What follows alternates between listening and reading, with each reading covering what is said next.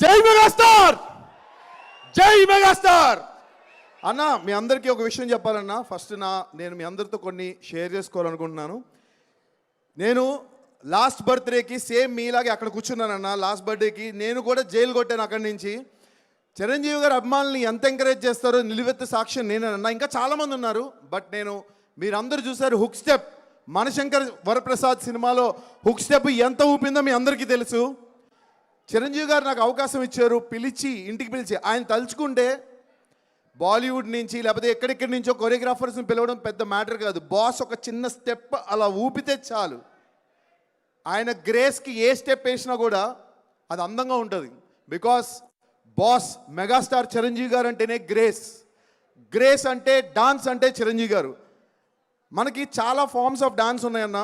కూచిపూడి అని, భరతనాట్యం అని, లేకపోతే మనకి డిఫరెంట్ వెస్టర్న్ అని, బాలీవుడ్ అని. కానీ చిరంజీవి గారికి స్టైల్ అంటూ ఒక క్రియేట్ చేసి మెగాస్టార్ స్టైల్ అని క్రియేట్ చేసిన మన బాస్కి మా డాన్సర్స్లో ఎంతోమంది ఈరోజు ఇక్కడ ఇండస్ట్రీకి వచ్చారంటే దానికి కారణం చిరంజీవి గారు. చిరంజీవి గారు నాకు అవకాశము ఇంటికి పిలిచి ఒక సర్ప్రైజ్ గిఫ్ట్లో ఇచ్చారన్న. నేను ఎవరిని అసలు జస్ట్ ఒక నార్మల్ పర్సన్ని, ఏ దిక్కు తోచని టైంలో, ఇండస్ట్రీలో అసలు నేను పైకి వస్తానో రానో తెలియని సిచ్యువేషన్లో ఎన్నో ఈవెంట్లు ఇక్కడ ఎన్నో డాన్సులు చేశాను. చేసినప్పుడు ఎవ్వరూ నన్ను గుర్తించలేదన్న. కానీ సాక్షాత్తు దేవుడు అంటే ఏ దిక్కు తోచని టైంలో ఆ శివుడు వెనకాల ఇలా నట్టి నువ్వు ముందుకెళ్ళన్నప్పుడు చిరంజీవి గారు మాత్రం చెయ్యిచ్చి నన్ను ముందుకు నడిపించి ఇదేరా నీ దారి అని నన్ను ఈరోజు ఇక్కడి వరకు తీసుకొచ్చారన్న. పచ్చిగా చెప్తున్నా, 5 వేళ్ళు ఈరోజు మా ఫ్యామిలీ తింటున్నామంటే దానికి కారణం చిరంజీవి గారన్నా, మెగాస్టార్ చిరంజీవి గారన్నా.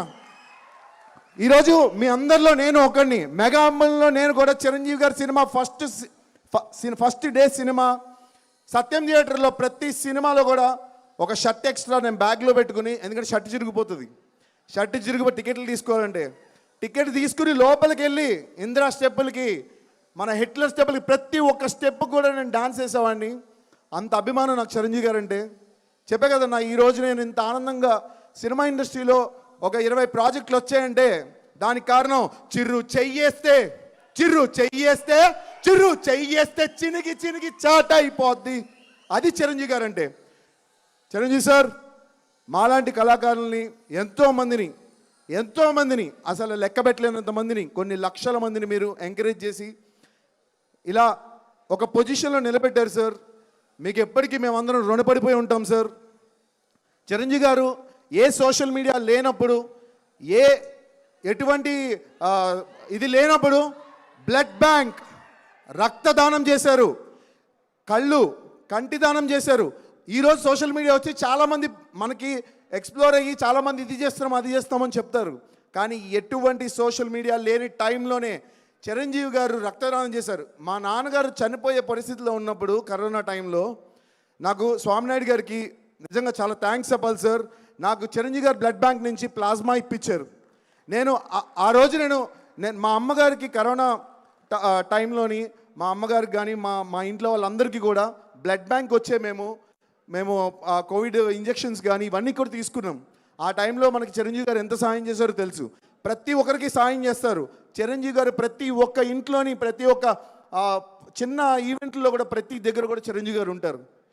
కానీ ఒక విషయం చెప్తున్నా అన్న, సోషల్ మీడియాలో ఎవడైతే తప్పుగా కామెంట్స్ పెట్టి ట్రోల్ చేసి పిచ్చిగా మాట్లాడుతున్నారో, ఇందాక బండ్లను చెప్పినట్టు వాళ్ళకి సునకానందం. ఏనుగు వెళ్తూ ఉంటే కుక్కలు మొరుగుతూనే ఉంటాయి, మనం పట్టించుకోవద్దు. చిరంజీవి గారు is always on the top. నేను ఎప్పుడు చెప్తా ఉంటా, the one and only megastar Chiranjeevi గారు. Sir we love you. మీ వెనకాల మేమందరం ఉన్నాం సార్. మా ముందు మీరున్నారు సార్, మా వెనకాల కూడా మీరున్నారు సార్.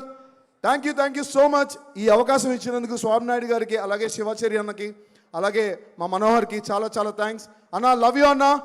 ఒక్క హుక్ స్టెప్ మాత్రం మనందరం కలిసేద్దాం అన్న. అందరూ ఫోన్స్ ఓపెన్ చేయండి. ఫోన్ లైట్ ఓపెన్ చేయండి. Okay ready.